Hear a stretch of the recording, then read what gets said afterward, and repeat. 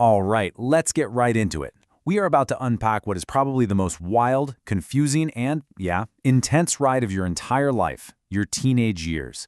We're going to look at the actual science behind why everything feels like it's been turned up to 11. Seriously, have you ever felt like that? One minute you're totally chilling, the next you are just furious about something small, and then an hour later you're obsessing over a single text message? If you've ever felt like you are not in control of your own brain, trust me, you are not alone, and you're definitely not going crazy.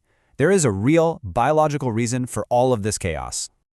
So what even are the teenage years? Well, officially, it's that chunk of time between 13 and 19.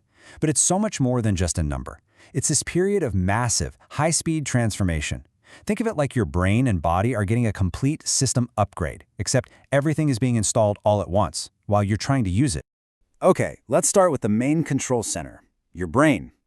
During your teen years, it's not just soaking up new facts for school, it is physically rebuilding itself. I mean it, it's a full-on construction zone up there. Hard hats required. Here's a really easy way to picture what's happening. Imagine your brain as a giant, bustling city. The highways that connect all your emotional centers, they're brand new, 8 lanes wide, super fast, totally open. But the part of the city in charge of logic and planning, well, that department is still waiting on permits and trying to figure out the blueprints. So let's meet the head of that logic department. It's called the prefrontal cortex, or the PFC for short. This is supposed to be the CEO of your brain. You know, the part that's in charge of making smart decisions, thinking about consequences, and stopping you from doing or saying something you'll regret 2 seconds later.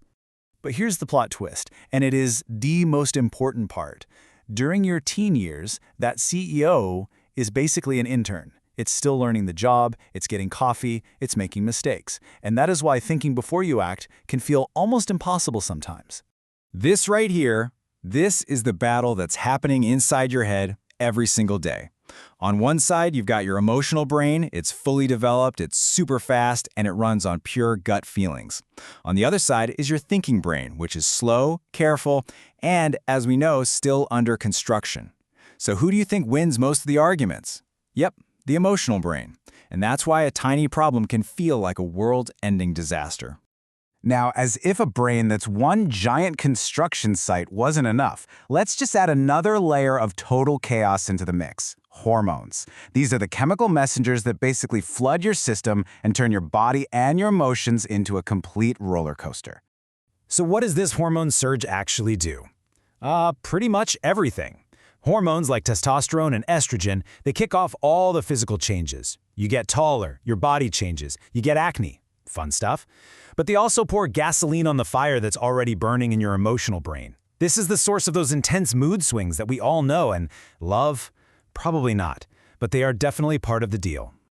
Okay, let's talk about one of the biggest, most powerful side effects of this brain and hormone cocktail, crushes. You know that feeling, right? When one person suddenly becomes the absolute center of your entire universe? Yeah, there's some serious science behind that obsession.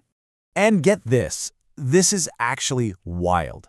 Scientific research shows that having a crush on someone activates the exact same reward circuits in your brain that are triggered by addictive drugs. It's not just you being dramatic. It is a powerful, legitimate chemical reaction. And this whole experience, it usually follows a pretty predictable, even if it feels totally out of control, pattern. It starts with that first spark. That's a hit of dopamine, the feel-good chemical. That rush quickly leads to obsession, where they are all you can think about. Then, if you start talking, your brain starts to form a real bond. But then often comes the reality check, when you start to see they're not quite as perfect as you thought. And for a lot of people, that leads to the final and often most painful stage, rejection or a breakup. So why does that breakup feel like the literal end of the world? Just look at this chart. Your brain is physically wired to feel the emotional pain of social rejection way more intensely than an adult brain. This isn't just in your head. It's hardwired into your biology. And to put a number on it, research from Yale University found that teens feel social pain, like from a breakup, up to 30% more intensely.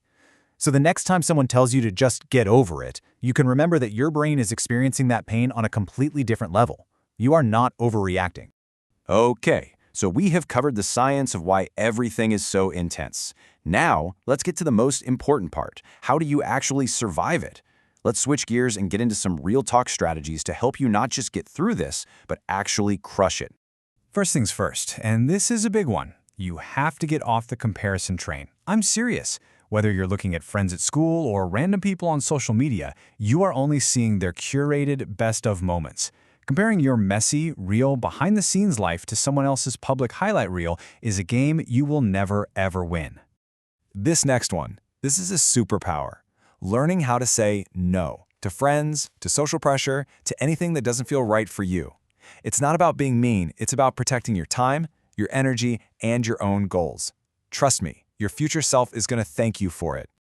I want you to think about your energy and focus like this pie chart. During these critical years, about 80% of your focus should go toward building yourself, your skills, your health, your future career, your family. The other 20%? That's for relationships and crushes. This isn't about not caring about people, it's about making sure you don't lose yourself in someone else.